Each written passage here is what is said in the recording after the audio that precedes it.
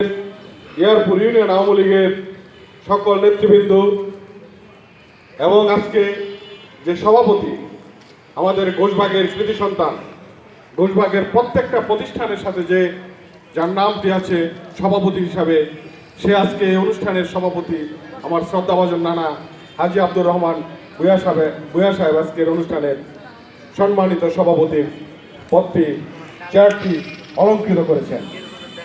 আপনাদের মাঝে উপস্থিত আছেন, কিছুক্ষণ আগে যার বক্তব্য শুনলেন, এত সুন্দর গোছালো বক্তব্য দিয়েছেন। সত্যিকার অর্থেই সে ভালোবাসে ছাত্রলীগকে, সে ভালোবাসে যুবলীগকে, সে ভালোবাসে আওয়ামী লীগকে। সে আওয়ামী পরিবারের অত্যন্ত স্নেহ করেন।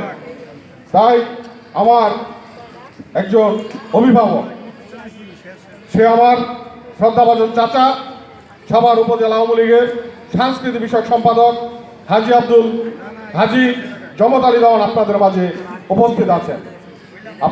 উপস্থিত আছেন। কিছুক্ষণ আগে যার বক্তব্য শুনলেন, সে সত্যিকার অর্থে মুক্তিযোদ্ধা পরিবারের সন্তান, বীর মুক্তিযোদ্ধা।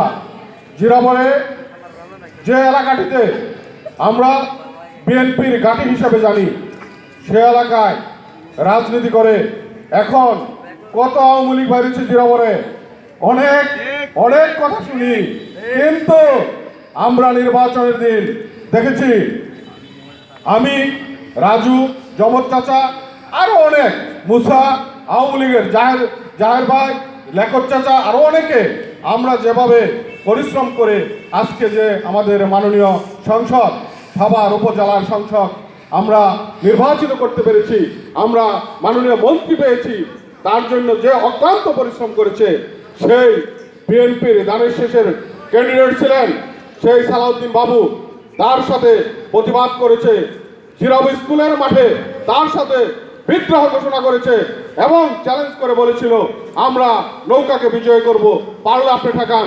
সেই দেওয়ান পরিবারের সন্তান আজকে আমাদের মাঝে উপস্থিত হয়েছেন আমাদের ইয়ারপুর ইউনিয়ন আওয়ামী লীগের সংগ্রামী সাংগঠনিক সম্পাদক দেওয়ান রাজু আহমেদ।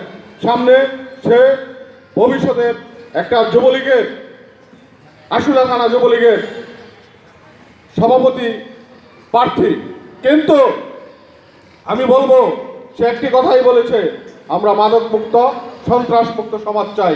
তাহলে যেমনি ভাবে ছাত্রলীগ মাদক মুক্ত, সন্ত্রাস মুক্ত যেভাবে আমাদের উপহার দিয়েছে, যুবলীগ থেকেও যদি আমরা আওয়ামী লীগের এইরকম পরিবারের লোকজন পাই, তাহলে ইনশাল্লাহ আমার মনে হয় সামনে আমাদের জন্য শুভ দিন আসবে, আমাদের মাননীয় মন্ত্রী মহোদয়ের জন্য একটা সুন্দর একটা দিন হবে এবং ইয়ারপুর এবং আশুলিয়া তথা আশুলিয়ার মাঝে একটা দৃষ্টান্ত স্থাপন হবে, না মাদক মুক্ত যুবলীগ আমরা গঠন করতে পেরেছি।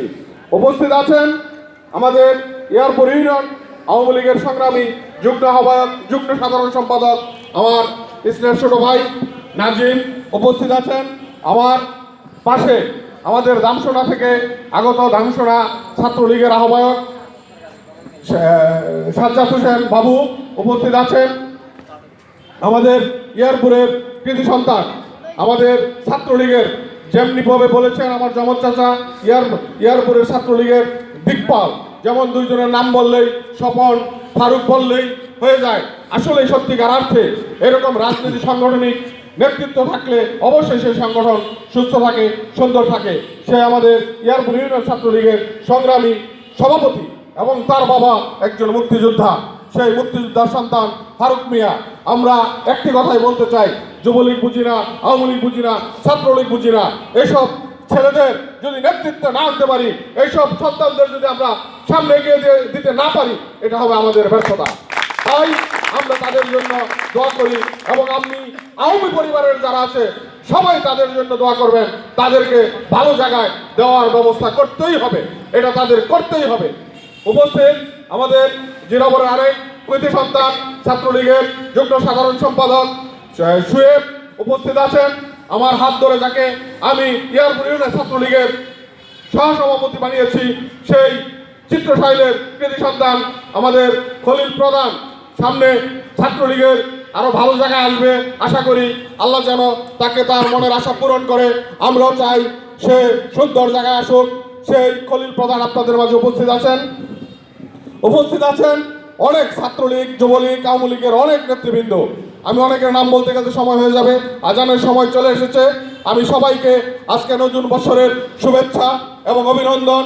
আমি আমাদের মাননীয় মন্ত্রী মহোদয়ের পক্ষ থেকে, ডক্টর এনামুর রহমানের পক্ষ থেকে সবাইকে আমার সালাম এবং অভিনন্দন জানিয়ে আমি দু একটি কথাই বলবো, বেশি কথা বলবো না।